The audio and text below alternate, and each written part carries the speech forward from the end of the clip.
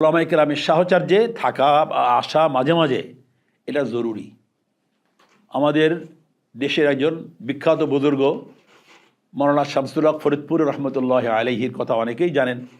শামসুল হক ফরিদপুর রহমতুল্লাহ আলাইহি মুজাহিদে আজম হযরত থানভী রহমতুল্লাহ আলাইহির বিশেষ সোহবতে ইয়াফতা ছিলেন। উনি সাহারানপুর মাদ্রাসা পড়তেন প্রথম, পরে দেওবন্দে পড়ছেন দাওরা হাদিস।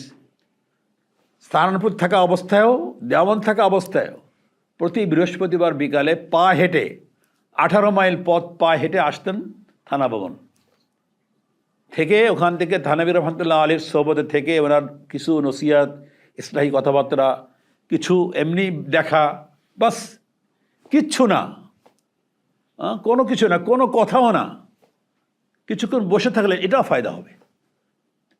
কিছুক্ষণ একজন আল্লাহওয়ালার সোহবতে বসে থাকলেও কি হবে? ফায়দা হবে। কুনু মা সাদিকিন,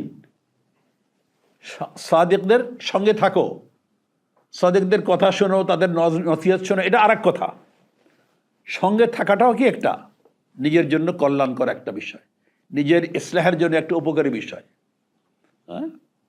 এরকম উপমা দেওয়া হয়ে থাকে যে নেককারদের সোহবত আর বদকারদের সোহবত।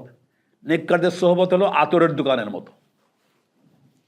যদি কেউ আতরের দোকানে যায় তাহলে যতক্ষণ আতরের দোকানে দাঁড়িয়ে থাকে অতক্ষণ আতরের দোকানের সুগন্ধি তার নাকের ভিতর দিয়ে ভিতরে যায়, মনটার মধ্যে একটা প্রফুল্লতা জাগে।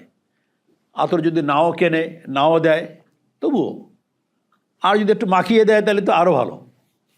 তাহলে তো অনেক সময় এটা বাড়ি যাওয়া পর্যন্তও থাকে, আরও 2-4 ঘন্টাও থাকে।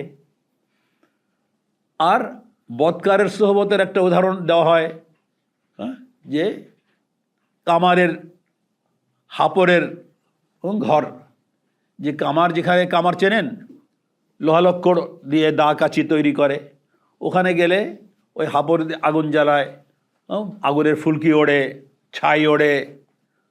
তো ওইগুলো যদি ওখানে গিয়ে কেউ বসে তাহলে ওই ফুলকি একটা এসে পড়লে জামাটা পুড়বে, নাকের মধ্যে দুর্গন্ধটা যাবে, ধুলাবালিটা যাবে, না হলেও একটা বিশ্রী অবস্থা মনে হবে। তো আল্লাহ আলাদের সোহবতে গিয়ে যদি চুপ করে বসেও থাকে, কোনো কথা নেই, বার্তা নেই, তবুও তার ভিতরে তার রুহানি একটা অবস্থার ভাবান্তর সৃষ্টি হবে, আত্মার মধ্যে একটা উন্নতি হবে। এই জন্য আল্লাহ আলাদের সোহবত দামি জিনিস।